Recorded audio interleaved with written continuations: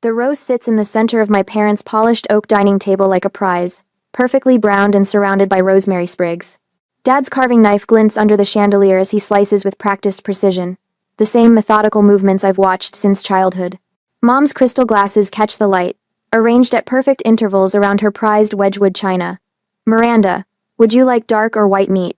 Dad asks, his voice carrying that Sunday dinner formality. "Dark, please." I reach for my water glass, watching as Arya angles her phone beneath the table, capturing her immaculate plate with barely a bite taken from the roasted potatoes. "That filter makes the food look incredible," Arya murmurs, mostly to herself, thumbs moving rapidly across her screen. Mom beams at her. "Make sure to tag that little restaurant where we got the special seasoning blend."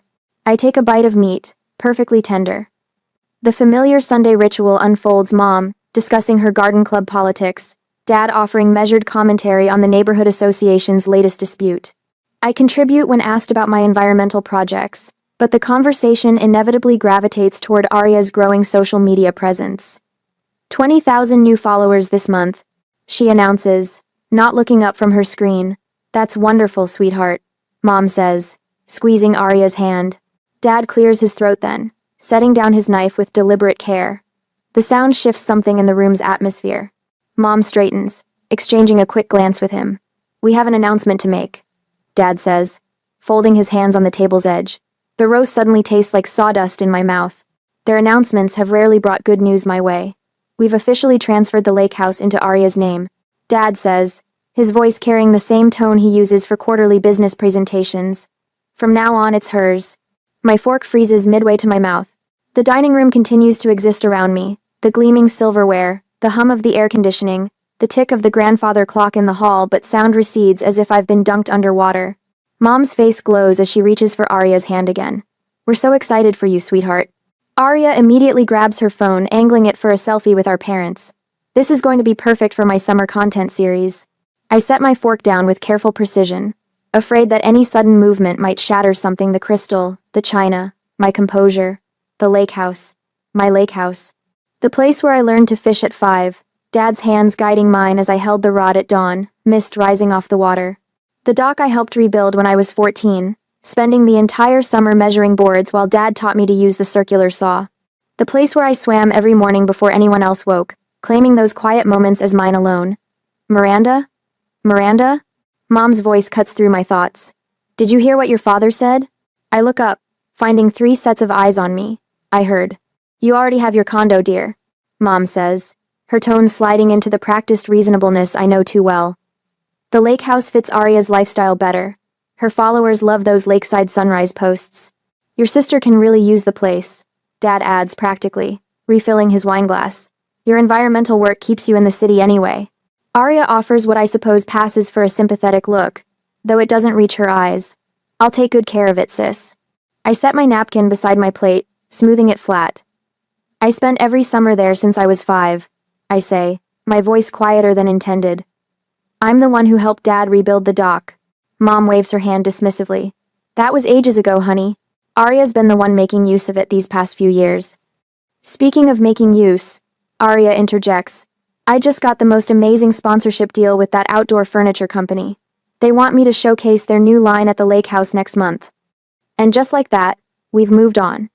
The lake house, my childhood, my memories dismissed as casually as last season's fashion trend. "I need to use the bathroom," I murmur, pushing back from the table. In the hallway bathroom, I lock the door and grip the marble sink, staring at my reflection.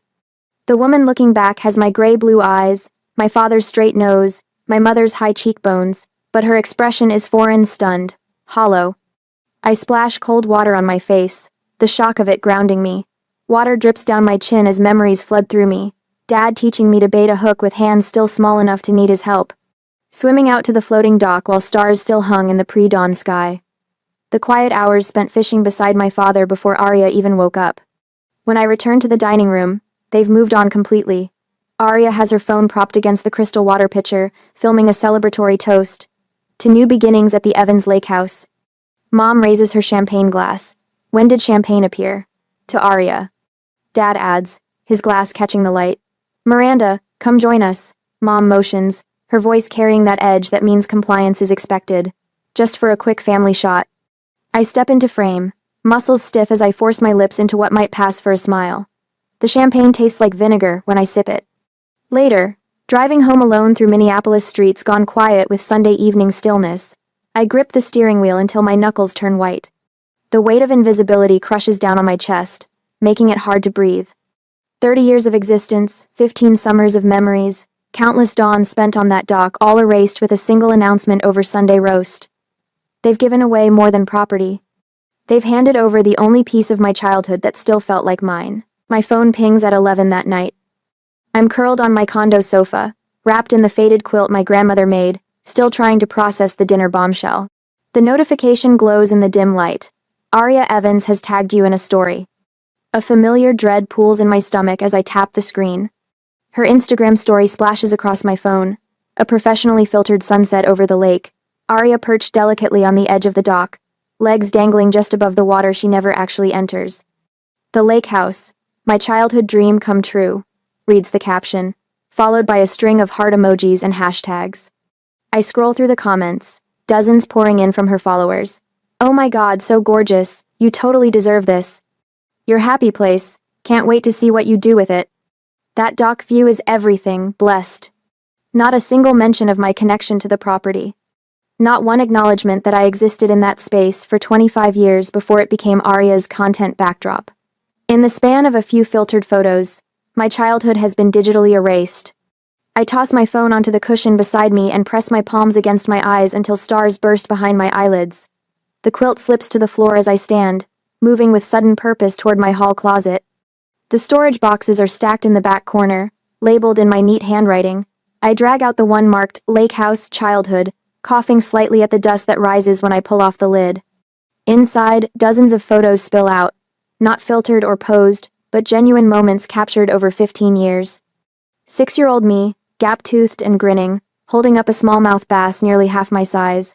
Dad and me on the dock, measuring boards for the renovation when I was 14. Me swimming out to the floating platform at dawn, hair slicked back, lake water dripping from my chin. I spread the photos across my living room floor, creating a timeline of memories. Aria seems determined to pretend never existed. The contrast is stark. Her carefully posed photos showing only pristine, untouched scenes, versus the lived-in reality of our family's actual history. At the bottom of the box, I find something unexpected. Dad's old fishing journal, its leather cover worn soft from years of handling. I'd forgotten he kept this, recording every fishing trip from when I was barely tall enough to see over the boat railing. I opened to a random page, dated the 17th of July, 1998. Miranda caught her first bass today. 4 pounds, 18 inches. Fought it for 10 minutes without help. Proudest moment of my life. She named it Frederick and insisted we release it. My fingers trace over his familiar handwriting, the pressure of his pen having left impressions deep enough to feel under my fingertips even 20 years later. I flip through more pages, each one detailing our mornings on the lake, fish caught, weather conditions, occasional sketches of unusual birds we spotted. Not once in all these entries does Aria's name appear. The realization hits me with physical force. My parents haven't simply given Aria the lake house. They've actively chosen to rewrite our family history. The evidence of my connection to that place isn't just being ignored, it's being deliberately erased. My phone rings at 7:15 the next morning. Mom's name flashes on the screen, and I briefly consider letting it go to voicemail. Against my better judgment, I answer. We need you to do something for us, she says without greeting, her voice carrying that particular tone that means refusal isn't an option she's considering. I say nothing, waiting. You're skilled with the environment and maintenance planning. She continues into my silence. Help Aria draw up a care plan for the lake house. She needs to understand the seasonal maintenance schedule. Put Dad on speaker, I say, my voice surprisingly steady. A rustling sound, then Dad's practical tone joins the conversation. You know the septic system better than anyone, Miranda. Just show her the ropes. The contractors I've used are getting older, and some have retired. You have all the contacts. Of course I do. I'm the one who coordinated every repair for the past decade while Aria was busy building her following. You don't regret this, do you? Mom adds, her voice sliding into that manipulative sweetness I know too well. You're the mature one, after all. Always so practical. Family supports family, Miranda. Always. Dad's voice carries an implicit threat I've heard since childhood. Either fall in line or accept the consequences of disappointing them. I end the call with a vague promise to think about it, then immediately text Jack. We haven't spoken regularly in years, but he's one of the few people who might understand. His family owned the property across the lake from ours since before I was born. We meet at Lakeside Coffee an hour later.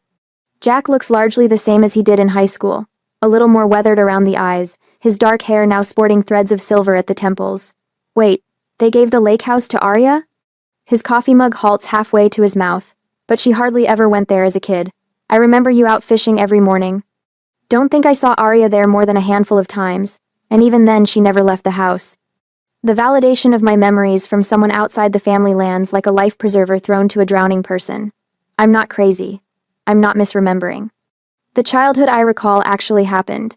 Your dad taught you to fish when you were what, 5? Jack continues, setting down his mug. I remember watching from our dock, jealous because my dad wouldn't take me out until I was 7. 6. I correct automatically. 5th birthday present was my first rod. Jack nods, something shifting in his expression. Come out to the lake this weekend. See the place one more time. I'll take you fishing like old times. Back at my condo, I draft and redraft a text to my parents 6 times before settling on brutal simplicity. I won't be creating a maintenance plan for Arya. She can hire someone. The response is immediate and predictable. A barrage of guilt-inducing messages from both parents. Mom's lengthy paragraph about family obligations. Dad's terse reminder that they've always supported both daughters equally. Then Arya's passive-aggressive follow-up. I thought you'd be happy for me, sis. Guess some people can never be satisfied. I turn off my phone and place it deliberately in my desk drawer. The small act feels monumental, choosing my truth over their manipulation for perhaps the first time in 30 years. Outside my window, the Minneapolis skyline glitters as evening falls. Something has shifted today, a fault line cracking open beneath decades of family dynamics. I don't know what comes next, but standing in the quiet of my condo, surrounded by evidence of the life I actually lived, I make a silent promise to myself. They may own the lake house, but they don't own my memories. On Sunday, the phrase Lake House Transition Planning Meeting sits in my mother's text message, like a bureaucratic tomb for my childhood. I read it again in my car, parked outside their house, gathering courage before walking up the familiar brick pathway. Each step feels like moving through molasses. When I push open the front door, voices spill from the dining room, too many voices. This isn't just my parents and Arya, my stomach clenches. They've brought in reinforcements. There she is. Mom waves me over with the practiced enthusiasm she reserves for reluctant guests. We were just getting started. The dining room has been transformed. Where Sunday's dinner featured just our immediate family, today the table hosts my Aunt Patricia and Uncle Richard. A young man with a professional camera circles the perimeter, adjusting lighting equipment positioned in the corners. A small spread of appetizers sits untouched in the center. Miranda. Aunt Patricia rises to embrace me, her perfume clouding around us. So good of you to come support your sister on her big day. I stiffen. What big day would that be exactly? The lake house, of course, Uncle Richard says, raising his wine glass. About time the place went to someone who truly appreciates it. My father clears his throat, shooting Richard a warning glance before gesturing to an empty chair. Have a seat, Miranda. We've just been discussing maintenance schedules. Before I can respond, the front door crashes open with theatrical timing. Arya sweeps in wearing a flowing white sundress, trailed by a woman clutching a professional light reflector. Her entrance halts all conversation. Sorry I'm late. She kisses the air near my mother's cheek. Brianna's just documenting the family handover moment for my followers. Potential sponsor watching the story. She turns to the woman with the reflector. Natural lighting, but make sure to catch the emotional connection when Miranda gives her blessing. My blessing? The words escape before I can stop them. Mom places a hand on my arm. Just a symbolic moment, dear. For Arya's content calendar. AI. I've already drafted the caption. Arya says, scrolling through her phone. Family legacy passes to the next generation as my sister honors our parents' wishes. How does that sound? Lovely, Mom beams, squeezing my arm tighter when I try to pull away. Dad produces a folder labeled Lake House Transfer and slides it across the table. We've prepared all the documentation. The deed transfer is already complete, but we thought a small ceremony would be nice.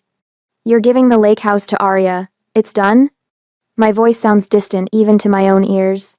The paperwork was finalized on Friday this week. Dad confirms, not meeting my eyes. Aunt Patricia reaches across the table to pat Arya's hand. You must be thrilled to finally have your special place officially yours. It's always been her special place, Mom adds with certainty. Even as a little girl, Arya treasured that lake house like no one else. I stare at her, disbelief washing through me. That's not true. The table falls silent. Mom laughs nervously. Oh, Miranda, we all remember how Arya would cry when we had to leave at summer's end. I'm the one who helped Dad rebuild the dock, I say, my voice steadier than I feel. I'm the one who went fishing with him every morning. Uncle Richard chuckles. I think you might be confusing your childhood with Arya's, dear. We all remember how she loved that place. The room spins slightly as I look at their faces, all convinced of this alternate history where my sister, not I, formed the deep connection with the lake house. My childhood isn't just being transferred, it's being erased. Excuse me, I murmur, pushing back from the table. Bathroom. No one stops me as I slip from the dining room, but instead of turning toward the bathroom, I move silently down the hallway to my father's study. The door creaks as I push it open. The room smells of leather and the faint cigar smoke Dad thinks Mom doesn't know about. I know exactly what I'm looking for. Third shelf, behind his financial records. My hands find the worn leather album without hesitation, Fishing Chronicles, embossed on the spine in faded gold letters. When I return to the dining room, conversation stops mid-sentence. Their eyes track me as I approach the table. Without a word, I place the photo album in the center, displacing a tray of untouched canapes, and open it to the first page. A 5-year-old version of myself grins gap-toothed at the camera, holding a small perch, my father's arm around my shoulders. The date scribbled beneath reads, Miranda's Big Catch, June 1999. Then what's this? I ask, my voice unexpectedly strong. My mother reaches for the album quickly. Oh, those old things. Your father took you a few times, but Arya was the one who truly loved the place. I intercept her hand, gently but firmly, and turn the page. July 2000. Miranda and Dad rebuild the small dock. Another page. August 2001. Miranda's first bass. Another. June 2002. Sunrise fishing. Miranda caught 3 walleye. With each page I turn, the photographer Brianna edges closer, her professional interest piqued by the unplanned drama. That's enough, Mom says, her voice sharp. I'm standing now, though I don't remember rising from my chair. I was there every morning at 5 a.m. with Dad. For 15 years. My fingers flip methodically through the album. Here's me catching a bass, building the dock, learning to swim. I turn to Arya, whose practiced smile has slipped. When's the last time you actually went in the lake instead of just posing beside it? Arya's eyes narrow. You don't understand brand building, Miranda. Some of us create value beyond just fixing things. I become aware that I'm the only one standing. Everyone else remains seated, looking up at me with expressions ranging from embarrassment to annoyance. The realization straightens my spine, shifts something in my posture. For once, I'm not shrinking to fit their narrative. Miranda, Dad's voice carries that tone from my childhood, the one that indicates I've overstepped. That's enough. This decision is final. I draw a deep breath. I'm not contesting the transfer. I'm contesting the erasure of my childhood. Why are you making this so difficult? Mom's eyes fill with practiced tears. We're just trying to be fair. Fair would have been discussing this with me first, I say, looking directly at her. Fair would be acknowledging that I spent every summer morning on that lake while Arya slept until noon. What are you really doing here? Some of us actually make the family proud, Arya says, her voice dropping to a dangerous pitch. Some of us are visible. The words land like a slap. Before I can respond, my phone buzzes in my pocket. I pull it out to see a text from Jack. I'm outside if you need backup. No. The weight in my chest lightens fractionally. In the silence that follows, I close the photo album with deliberate care. I'm leaving now, I announce, gathering my purse and the album. I'll be spending the weekend at the lake. Mom's panic flares instantly. But Arya has plans to film there this weekend. She has the sponsorship team coming on Saturday. I meet my sister's gaze steadily. I'm not going to your lake house. I'm going fishing with Jack on his family's property across the lake. The stunned silence that follows me to the door feels like the first honest reaction I've received from my family in years. Outside, Jack's battered pickup waits at the curb, his familiar silhouette behind the wheel. As I climb in, he raises an eyebrow. That bad, huh? Worse, I say, the photo album clutched against my chest. They've rewritten history. According to them, Arya's the one who loved the lake house all these years. Jack snorts. The girl who complained about mosquitoes ruining her outfits? Who called fish disgusting water monsters? That Arya? That? For the first time in days, laughter bubbles up from somewhere deep inside me. Apparently she's now an avid outdoors woman with a lifelong connection to the property. Well, Jack says, turning the key in the ignition, some history can't be rewritten, especially when there are witnesses. As we pull away, I glance back at my parents' house. Mom and Dad stand in the doorway watching us leave, their faces unreadable from this distance. Behind them, I catch a glimpse of Arya, phone raised, no doubt documenting my dramatic exit for her followers. The album on my lap holds the truth they tried to erase, but as we drive toward the lake toward a weekend of genuine memories rather than manufactured ones, I realize the most important truth isn't captured in those photos. It lives in muscle memory, hands that know how to bait a hook, eyes that can read water patterns, and a heart that recognizes what's real and what's performance. Some legacies can't be transferred with a deed. On Saturday morning, the lake stretches before us, a sheet of gold-tinged glass as the sun creeps over the eastern tree line. Jack navigates his small fishing boat with practiced ease, the gentle purr of the motor, the only sound breaking the morning stillness. I breathe deeply, filling my lungs with air that smells of pine and water and childhood. Ready? Jack asks, cutting the engine as we reach the center of the lake. My hands remember before my mind does the weight of the rod, the proper angle for casting, the gentle snap of wrist that sends the line arcing through dawnlight. The lure lands with a satisfying plunk, sending ripples across the mirror-smooth surface. Nice cast, Jack says, casting his own line in the opposite direction. We settle into a comfortable silence, broken only by the occasional adjustment of our lines or the whisper of the breeze. Across the water, I spot our family dock, my family's dock stretching empty into the water. No camera crew, no perfectly posed figure capturing the sunrise for followers. No Arya. Guess those weekend filming plans didn't actually exist, I murmur, more to myself than to Jack. He follows my gaze and shrugs. Would have been here at dawn for the light if she meant it. My phone vibrates in my pocket again. It's been buzzing steadily since last night, messages piling up from my mother, father, and Arya. I silence it without looking. Whatever crisis they've manufactured can wait. 2 hours later, we return to Jack's family dock with a respectable catch-3 bass and a perch. Jack's father waits on the weathered wooden planks, arms crossed over his flannel shirt, his face breaking into a wide grin as we approach. Caught anything good? He calls as Jack ties up the boat. Haven't seen you fishing here in years, Miranda. Just like riding a bike, I reply, holding up our catch. Well, come on up. Your timing's perfect, coffee's fresh, and Betty's got breakfast going. Inside the cabin, the rich aroma of coffee and bacon wraps around me like an old quilt. Jack's mother Betty hurries over, wiping her hands on her apron before pulling me into a hug that feels genuinely warm. Look at you, she exclaims, holding me at arm's length. Still Miranda Evans, late girl at heart. You staying for our barbecue later? The neighbors are coming over. I'd love to, I say, surprised by how much I mean it. After breakfast, Betty disappears into a back room, returning with a faded photo album. Found this when we were cleaning last fall, she says, setting it on the kitchen table. Remember when you kids built that raft together? Nearly gave me a heart attack when you paddled it across the lake. The photos show a 12-year-old me and Jack, standing proudly on a roughly assembled wooden platform, life jackets strapped tightly over our sunburned shoulders. We used your dad's power tools without permission, Jack reminds me, laughing.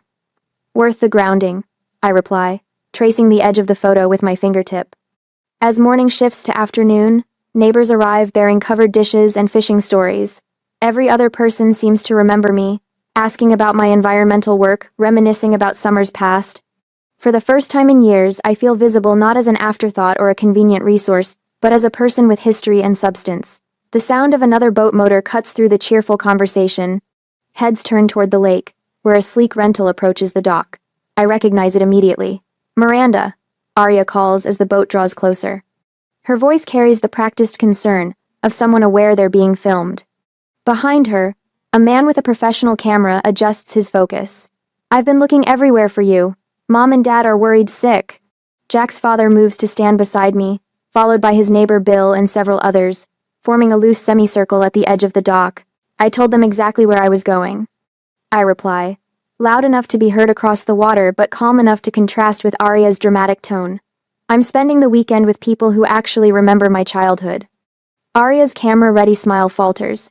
She glances at the gathering crowd, clearly calculating her next move. Perhaps another time. Jack's father calls, his tone friendly but firm. We're in the middle of a gathering here.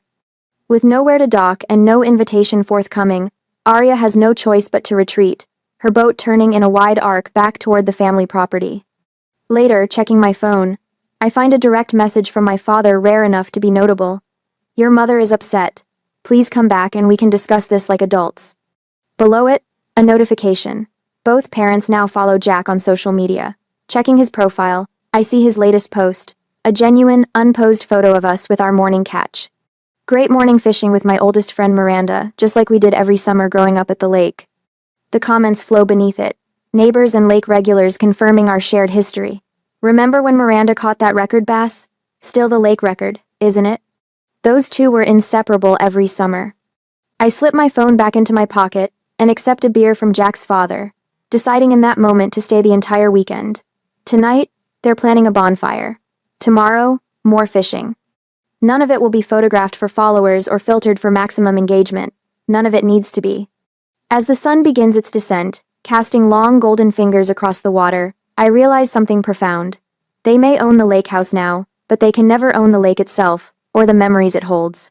On Tuesday next week, the text message arrives while I'm reviewing water quality reports at my desk. My mother's name flashes on the screen, and I feel the familiar tightening in my chest. We're having a small ceremony to celebrate Arya's lake house ownership this Saturday. The whole family will be there. Please come. We saved you a special role. I set my phone down and stare out the window at the Minneapolis skyline. Special role.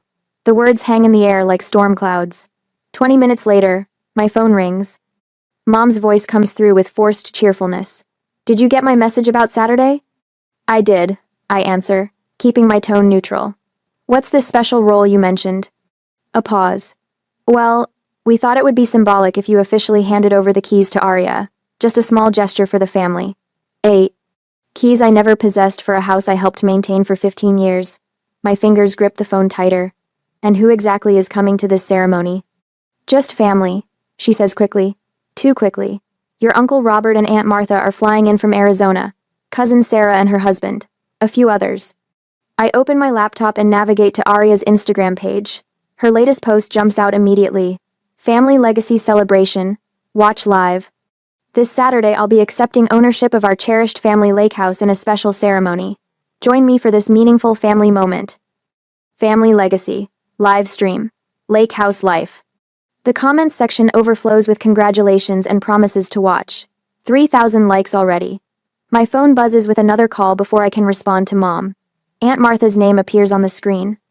I answer, bracing myself. Miranda, honey, she says without preamble.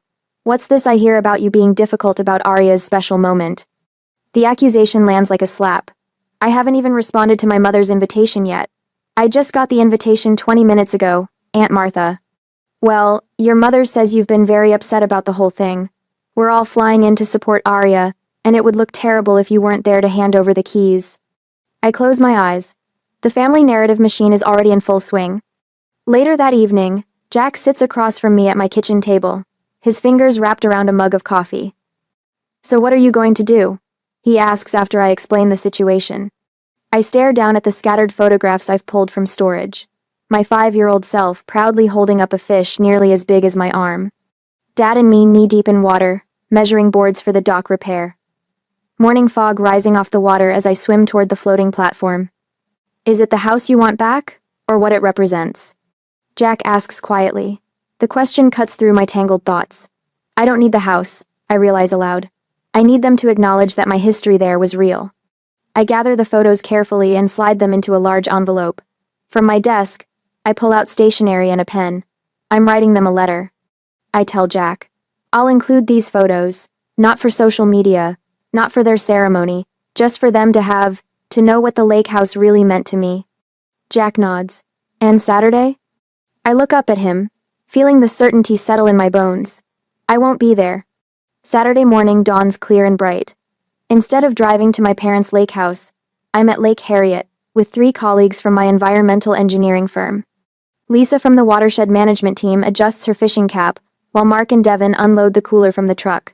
Perfect morning for this, Devin says, handing me a travel mug of coffee. The eastern sky glows pink and orange as we push our small boat from shore. No cameras, no posed shots. Just the quiet dip of oars and the occasional call of a loon. I cast my line into the water with practiced ease, the motion as familiar as breathing. My phone remains in my pocket, silent. I've turned off notifications after sending one final message to my parents an hour ago. I won't be attending today. The lake house is Arya's now, but my memories remain mine. Attached was a single photo of me standing on this new dock at dawn, fishing rod in hand, Lake Harriet stretching out behind me. I've found my own lake now. By noon, my colleagues and I have caught and released 4 bass and a walleye. We eat sandwiches on a quiet beach, telling stories and laughing. Not once do I mention the ceremony happening 20 miles away. It's Lisa who finally asks, "Aren't you curious about what's happening at your family's thing?" I consider this as I rinse our lunch containers in the lake water. Not really. But my phone buzzes then, a text from Jack. "Thought you'd want to know. It's awkward here. Your parents keep checking their phones." Arya